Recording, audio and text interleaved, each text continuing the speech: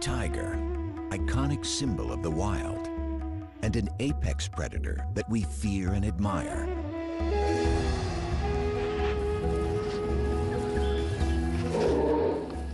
In our imaginations, they roam the jungle.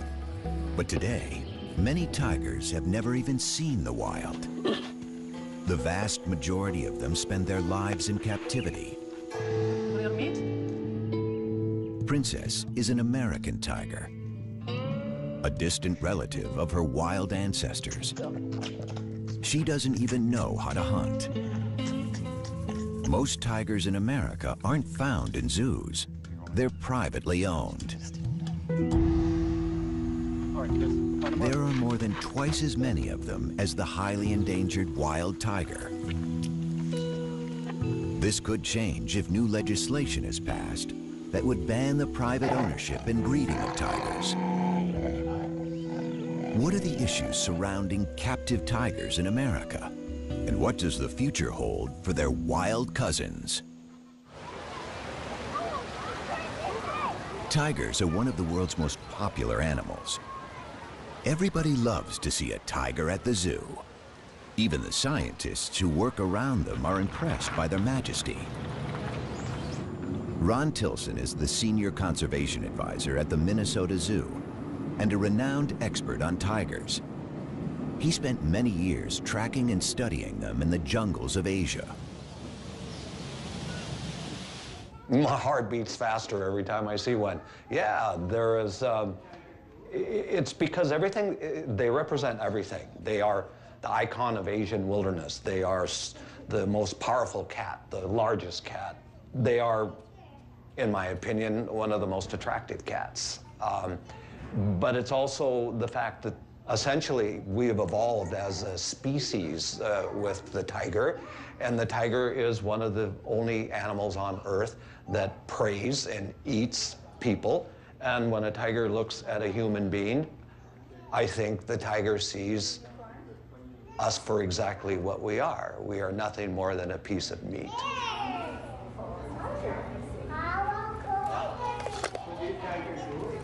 The tiger and the power it represents has always fascinated us. At the beginning of the 20th century, there were 100,000 tigers in the forests of Asia.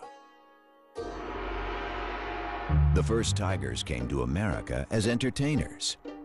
Before zoos and circuses attempted to control their breeding, surplus animals found their way into private hands. Soon, everyone from the rich and famous to companies and sports teams wanted a piece of the big cat. For some Americans, like the character of Tony Montana in the movie Scarface, owning a tiger became a symbol of success.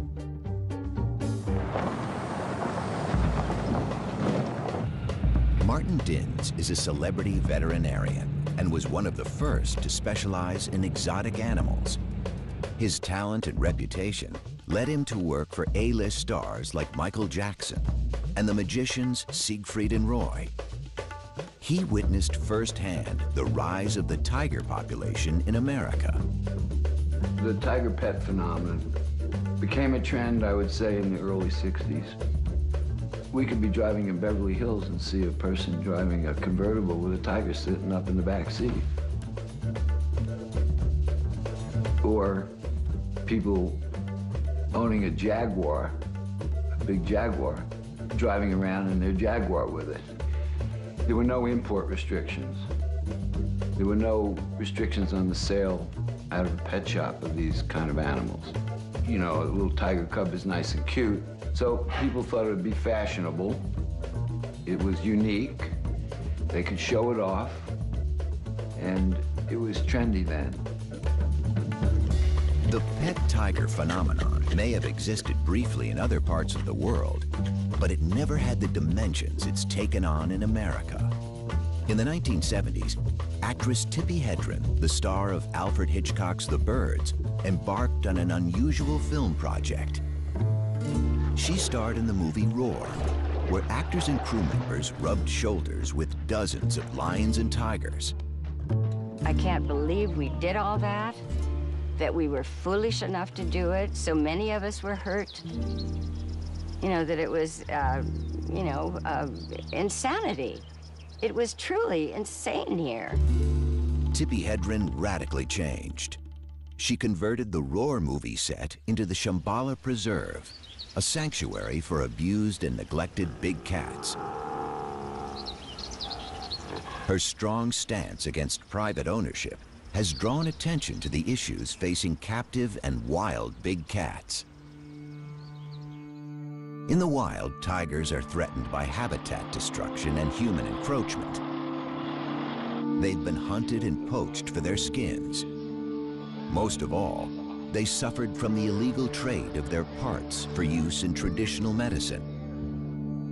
97% of the species have been wiped out over the last 100 years. And with only 3,200 wild tigers left, they are facing a total crisis. Well, just about everything has been tried, and just about everything has failed. Everyone is trying to think through how to go about making a future for tigers, and the bottom line is that we've failed in every example. There is no one place you can put your finger and say, aha, here's the magic formula on how to save tigers. Tigers have been on the endangered species list since it was established. In 1973, it became illegal to import tigers born in the wild. So the tigers living in the United States today are American, born and raised. The population of captive tigers has been steadily growing. In the wild, a female spends a couple of years teaching her 3 or 4 cubs how to hunt and fend for themselves. But in captivity, she can breed every year. Today, most American tigers are privately owned, and some people still keep them as pets. Susanna Kukol and Scott Shoemaker live in the small town of Pahrump, Nevada, with their 6 tigers. Hi, baby. I know. Mama's girl, huh? If your definition of pet is something you throw food at and it's nice and docile, okay, then that's not a tiger. That's my girl. That's my girl. Oh, that's my girl. In the cage, it's just fun. Outside, that's when it's like, okay, we are going for the walk, we are gonna go for the training. So outside is like you are in school. In the cage, it's, okay, it's their place, it's their home. Oh, somebody's being cute. So basically, that's the golden rule. You don't push them into any serious training in the cage, and you never ever turn the back on a tiger. But not all captive tigers are pets or collector's items. Some private owners see themselves as conservationists and believe America is the tiger's Noah's Ark.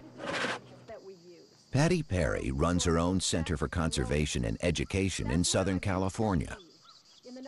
She is also the vice president of the Feline Conservation Federation, the largest organization promoting private ownership and breeding of captive exotic cats in the United States.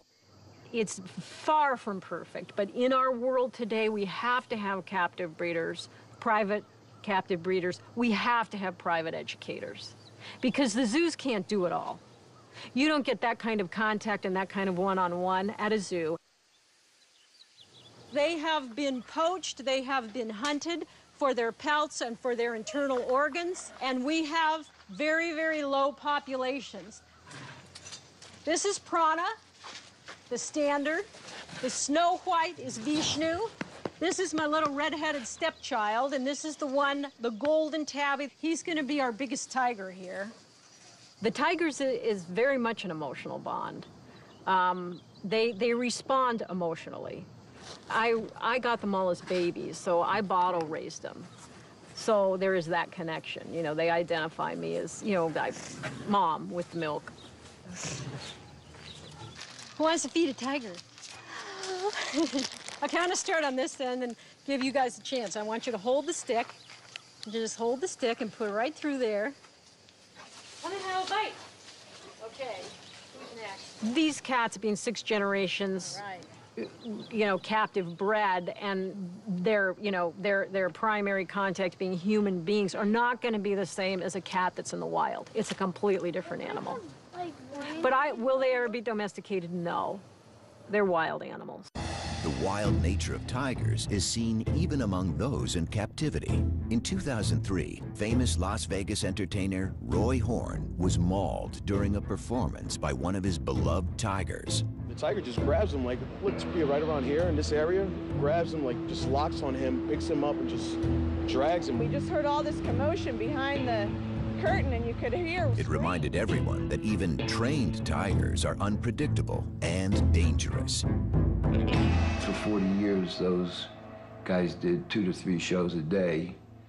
In the beginning, 7 days a week. That's a lot of exposure to a tiger. If you fall down in front of one of these big cats, and especially with tigers, they're gonna carry you off, regardless of what your relationship is with them. He's got a thing for me, Patty. I know, he does. In my career as a zoological veterinarian, I've worked the gamut of facilities and owners that have tigers. There's the zoos, there's the circuses, there's the private collectors. And years ago, there were a lot more of the illicit owners of these animals. But I've worked for all of them, and I don't discriminate. I have done the best I can to discourage breeding by unqualified individuals. But I took an oath, and is it my business to say, no, I'm not going to treat this tiger because you own it privately? That's on the other side of medicine for me. Lisa Ann Takansnick is an attorney in Washington, D.C. Her organization, the Wildcat Conservation Legal Aid Society, is trying to determine the exact number of privately owned tigers. Hey, I'm calling to follow up with you on the tiger research. You were going to finalize some of the numbers for which state are you still working on? What are we looking at? Alabama?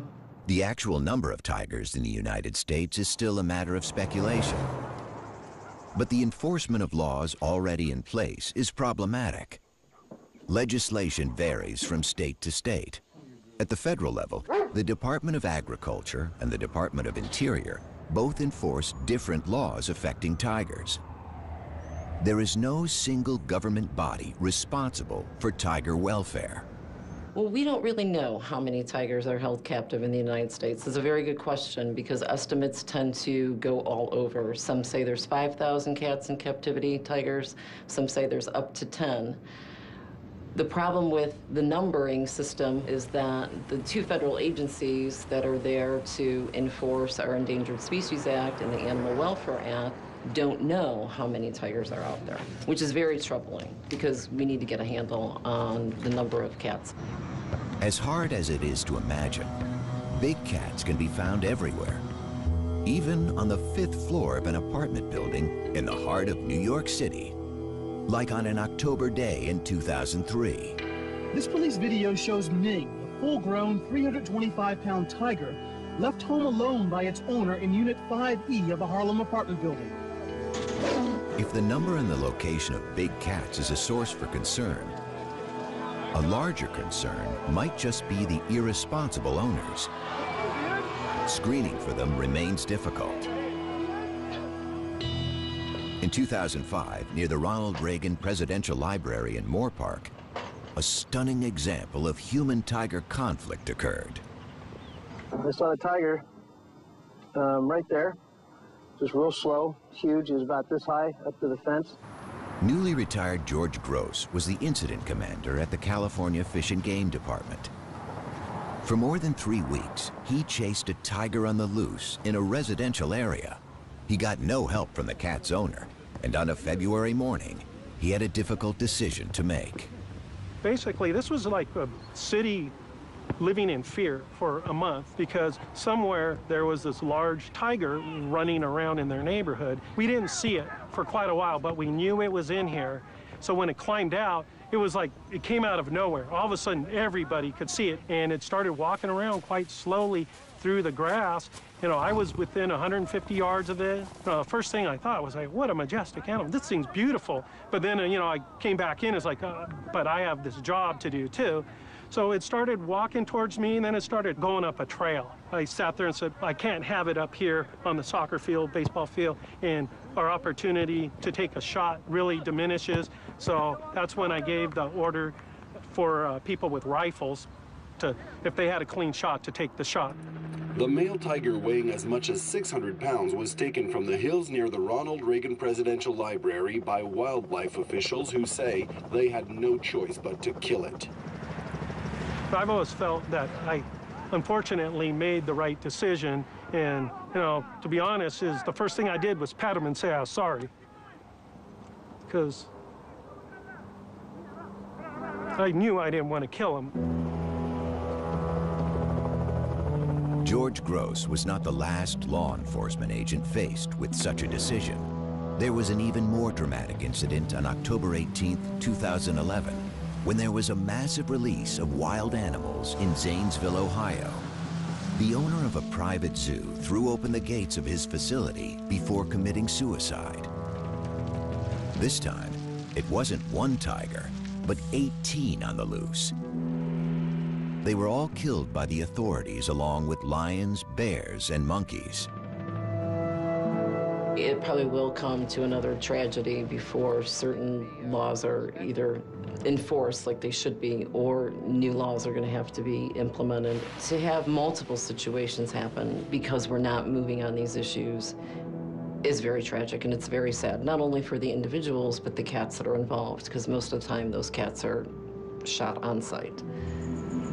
I'd rather see us be in a proactive mode versus a reactive mode. Is it time to ban the private ownership of tigers and other exotic animals?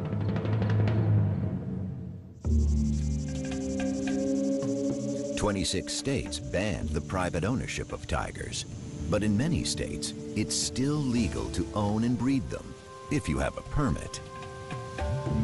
Stories of tiger cubs sold at swap meets or on the internet are galvanizing the movement to ban private ownership of big cats.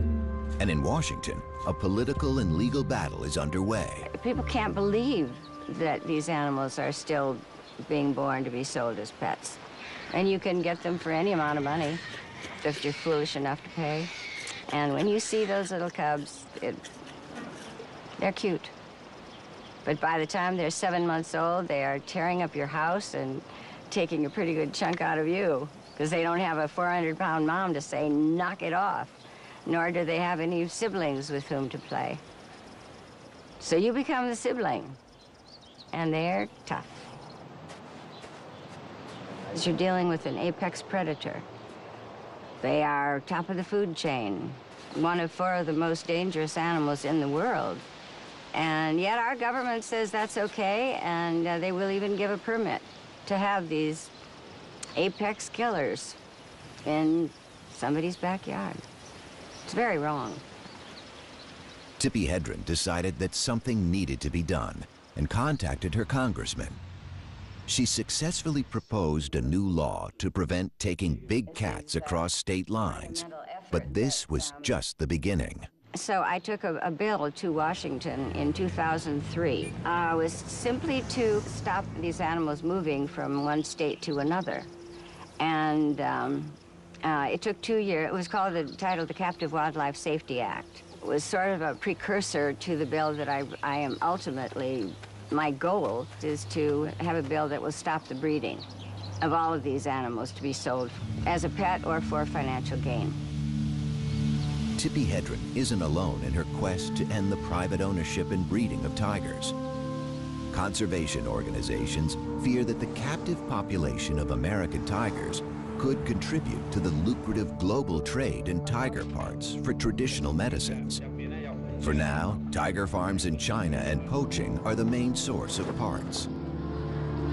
To have a state law, and we have 50 states, banning breeding of tigers in captivity would be too problematic. And it's easier to make it a federal regulation. Then we don't have 50 different laws that could have as many different exemptions, so it's easier to do it at the federal level. The private ban is really focused on going after the individuals or these backyard breeders that are sort of out of the radar. Many private owners who have all their permits believe they have every right to keep tigers. Well, the possibility of a federal ban would be a nightmare. There are more and more and more restrictions all the time. All the time. More and more regulations and more restrictions. You have to, again, you have to be organized. You have to have lobbyists. You have to present your side of it to the right people. It's a political thing. It's a money thing. The organizations pushing for the ban are also concerned about tiger welfare. Even federal agencies have set very low standards of care. A 3x3 meter cage is the minimum requirement. Tammy Tees manages the Wildcat Sanctuary in Minnesota. She has heard countless stories of abused animals and careless owners.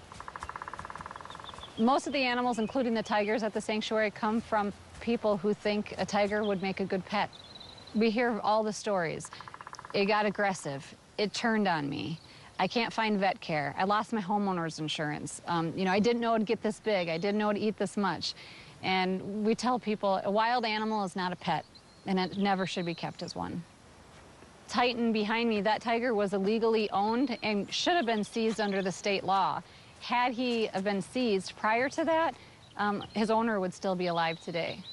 Stopping people from acquiring and breeding tigers motivates animal rights defenders and conservationists, but private breeders defend their practice by saying that if tigers were to go extinct in the wild, it would be better to have captive tigers than none at all. This view is highly controversial. My question is, if you ban these animals, we can no longer keep and breed them, so they will be extinct in captivity. Now they go extinct in the wild. What have you accomplished? You kill the species.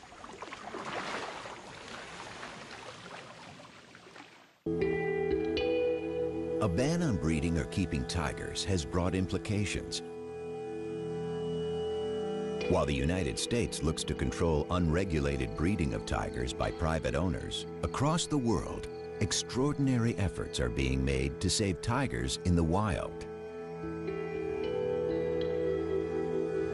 For Ron Tilson, zoo tigers represent a backup for the wild population. He has been the coordinator of the Tiger Species Survival Plan, designed to maintain healthy and genetically diverse tigers. In the zoo world, we try and have what we call a hands-off management. That means let's not touch tigers, let's not play with tigers, let's consider them really quite dangerous. For the longest time, I refused to even call a tiger by a name. I'm not particularly fond of house names. To me, they're numbers. They're a stud book number, and I see a tiger more as a collection of genes. And what I'm concerned about is the future, way down the line, that these animals still maintain their tigerness. Scientists have divided tigers into 9 subspecies. 3 of them have already gone extinct: the Bali tiger in the 1940s, the Caspian tiger in the 1970s, and the Javan tiger in the 1980s. Surviving are the Siberian or Amur tiger, the Bengal, the Indo-Chinese, the Malayan, and the Sumatran tigers. They are all endangered. And the last South China tigers can only be found in captivity. We know every tiger in the North American zoos, and we know its lineage. We know every parent, grandparent, great-grandparent, great-great-grandparent, all the way back to its wild-caught mother and father. So we know exactly where they came from in Russia for the Amur tigers, and we know who they mated with and who their offspring. So we have these like giant family trees. Unlike most zoos, most private owners don't know the lineage of their tigers because no one has kept track of their pedigrees. Yeah, there you go, Elvis. Tigers from different subspecies resemble each other, and most breeders aren't interested in keeping subspecies pure. As for subspecies, I don't believe in them. I don't care. And some of them might have more Bengal blood in them because some of them don't actually grow the big, thick fur in winter. Some of them do, so I know they have a lot of Siberian blood with them. The white tiger is the best example of breeding for looks. Loved for its striking appearance, it's not a subspecies, but a color morph, the result of a recessive gene that causes 1 in every 10,000 tigers to be born white. White tigers are almost non-existent in the wild, but they are often bred in captivity. This has made them highly inbred and more susceptible to health problems. And that's not the only consequence of private ownership. People notice that many tigers in captivity might be bigger than in the wild, because in the wild you need to stay athletic to catch prey. In captivity, they get their food served basically on a silver platter. And one of the reasons many tigers in captivity are huge, they are simply fat, they are obese, not good for their liver. A lot of the stuff American tigers are fed, it's basically stuff we eat, it's from supermarket. Some of the meat might have some hormones in them.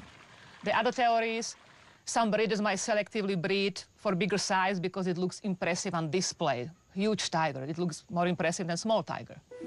Might be simply because they just don't exercise as much as the ones in the wild, because any cat, even in the wild, if they don't have to move, they don't move, they sleep. The scientific community has labeled these tigers as generic. They look like tigers, but are they really?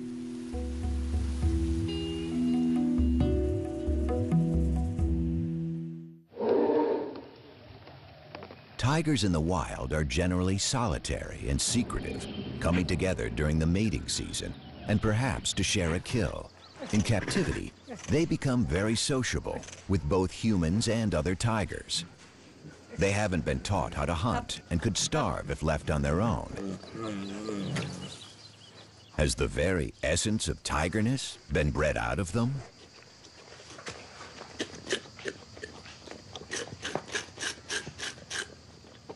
What we do know about subspecies, legitimate subspecies, is that we know what their genetic makeup is according to molecular biology. Okay, it can be defined. And that is why the private ownership tigers, they will never contribute to the conservation of wild tigers, simply because, not because they're not a tiger, because in a sense they are a Panthera tigris. That's the Latin name for what a tiger is. But they've lost their tigerness. They've lost their tigerness, and what we mean by that is they have been inbred and crossbred to the point where no one knows what their lineages are, and everyone knows the more inbreed you have, the greater risks or susceptibility to diseases. You become less fit, and when you become less fit, your ability to survive in the wild becomes negligible. The American tiger is really a junk tiger. It is nothing more than an illusion of a tiger. In 2005, Ron Tilson and Tammy Tees worked together to stop the breeding of tigers in Minnesota. They're concerned about the conditions in which private tigers are kept. So Sabrina is supposed to be a Sumatran Bengal mix, and she's our worst abuse case we've seen. She charged the fence nonstop. Mm-hmm. Yeah. But she does have, from this up around the face and that, sort of this Sumatran look to her with the really black stripe. And she's got a lot longer. They'd welcome a federal ban on breeding and ownership if it were to pass tomorrow. I wouldn't want to see these animals abused. You can't do that. That I would lose sleep over. But I would certainly like to see them all neutered, and I would like to see them well taken care of until they die. Would that bother me? No, that would put me to sleep really well. We'll just simply lose a large number of worthless tigers that consume resources that should be spent on wild tigers, and that actually corrupt the message that we're doing something wonderful for tigers, when in fact we're not doing anything for tigers. Why are we spending all of this time and energy and money in trying to protect the right to own this or even allowing it to happen and putting people at risk. And I keep coming back to these same issues. I don't get it. I don't get why it isn't stopped. Conservationists have been reluctant to study or give any attention to American tigers. However, with the crisis in the wild, some of the scientific community are taking a closer look at these generic tigers. Stephen O'Brien is former chief of the Laboratory of Genomic Diversity at the National Cancer Institute. He's an authority on big cat genetics and evolutionary biology. But his work has sparked controversy in the conservation world. Is there a value in the admixture in tigers? That is, tigers that have an ancestry that includes interbreeding between different subspecies. Of course there's a value in it. It's still a tiger. Most of the tigers in captivity are considered by friends and colleagues to be junk because they're hybrids between different subspecies. And many of them are, but I wasn't sure how many. Stephen O'Brien's team has recently designed a method to determine the genetic makeup of big cats. So we used this DNA fingerprint technology that was developed to identify the difference between subspecies of tigers.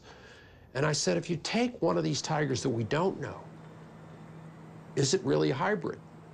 Well, what we found was that many of them are indeed pure subspecies. They were either Bengal, or they were Amur, or they were Sumatran, or one of the living subspecies.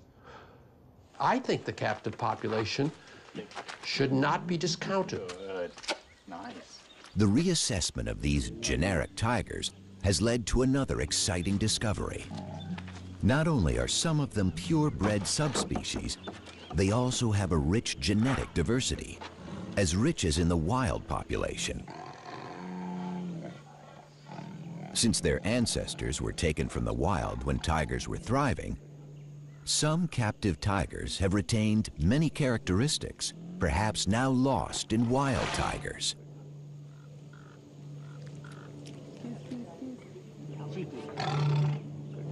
Tiger conservationists have been quick to point out that the sample studied by Stephen O'Brien did not include a significant number of backyard-bred tigers. Still, he believes that each tiger counts. My personal feeling about it is we're backing up a tiger population in the wild that is not doing very well. And to tell you the truth, I'd rather have the animal alive in a few hundred years than simply lose it by exterminating all the captive animals, which is, one solution. Maybe that's not a reasonable thing. I realize not everybody agrees with that, but I really think that, when evolution creates a species as magnificent as the tiger, it only does it once, and if you lose it, it's not going to come back. It seems that some captive tigers could play a role in the survival of the species. But what about privately owned American tigers? Will they be around long enough to be part of the solution? The wild tiger population was almost 10,000 in 1990. 20 years later, there are only about 3,000 animals left, and they are vanishing faster than ever. When I first moved into this office 25 years ago, I had this big concrete wall and I wondered what I wanted to put on it. And it came to me, why don't I have the covers of magazines that are focusing on tiger issues? It starts back here, The New Scientist. Does the tiger have a future? That's what we're talking about right now. Too Late for Tigers in Wildlife Conservation magazine. Doomed, cover of Time magazine. The Last Tigers. Initially, I thought they were very interesting because it gave me a focus. But what happened was that this message just became such a common message. It's a little bit like the sky is falling down, the sky is falling down, and after a while, no one hears you calling. World leaders seem to be finally waking up to the dire future facing wild tigers. In November 2010, an international summit was held in St. Petersburg. The goal was to develop a strategy to save the wild tiger from extinction. Heads of state from the 13 tiger range countries set a target to double the population by 2022 and committed over 230 million euros. But is that enough? The threats facing the Asian big cat are many and serious. In August 2011, the U.S. Fish and Wildlife Service announced that it wanted to reinstate a permitting process to control the breeding of generic tigers. This would severely reduce the number of tigers bred in captivity. But for the proponents of a total ban on private ownership, things aren't moving fast enough on Capitol Hill. Along with private owners, the entertainment industry is lobbying to slow down the legislative process. I am very annoyed that this bill is in the status that it is. It's just up in the air right now because we can't, I am not going to buckle and say it's okay to breed these animals. It's a huge problem. Come on, Ace. Yeah, she's a little fat. She's getting old. You gotta maybe try the 5%. But tigers have created jobs and income. They appear in movies. They're still popular in circuses. And there's even an industry that's created a special diet for them. In these days of economic turmoil, a ban that would cost American jobs isn't easy for a politician to support. To be honest, I really don't know what the federal ban will do because like so many of the federal regulations and the state laws, there's going to be exemptions carved out of a federal ban on breeding tigers and other big cats. So the circus industry could be exempt, entertainment could be exempt. It'll be a very long process because there's a lot of money involved. From the professional's standpoint, it's a sensitive issue because they're being regulated out of the business. And, well, from the owner's standpoint, it's a sensitive issue because they're attached to the animal. And they're emotional about it. Only recently, American tigers have come under scientific and legal scrutiny, and their fate raises many questions. But if the wild population is to double, animals bred in captivity will be required for the complex process of reintroduction. Even though conservationists have every reason to be pessimistic about the future of the tiger, there is still some hope. We're on the cusp of a new revolution in tiger conservation, and that is looking at reintroduction of captive individuals back into spaces where they once lived. The big issue is, can captive tigers actually go out and live and survive on their own in the wilderness areas? The honest answer to that is, don't know. There's some who say no, they have to be taught how to do this, and they learn from their mothers, and the mother can't teach them if there aren't natural prey. But in fact, all of these are little roadblocks. All of these can be taken care of and surmounted. Captive bred lions and cheetahs have been introduced into the wild in South Africa. This has encouraged Chinese officials. Today, South China tigers are being prepared in Africa for their reintroduction in China. Each generation will be released into a larger and wilder setting. They will learn how to hunt, teach their skills to their offspring, while having less and less contact with humans.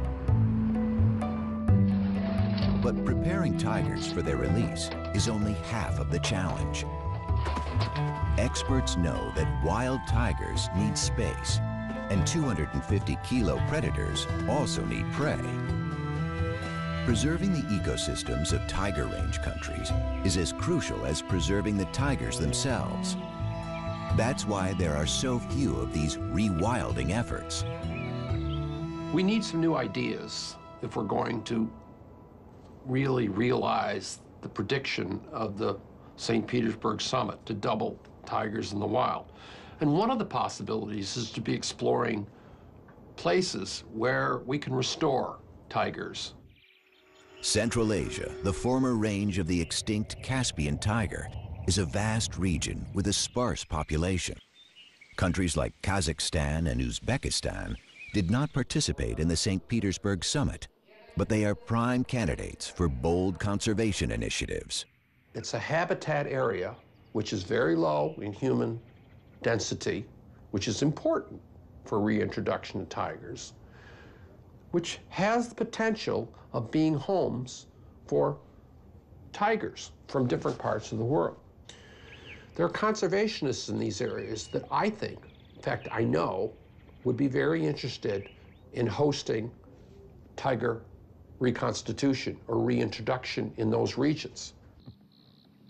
For these programs to work, more tigers will be needed. The fate of thousands of privately owned tigers is being debated by scientists, lawyers, and politicians. So far, no one has asked for any of these tigers to be shipped overseas. Princess, look at mommy. Princess. There she is. Will the American tiger have the chance to play a role in the future of the species? That has yet to be determined. But perhaps one day, an American-born tiger will be set free to join its wild cousins.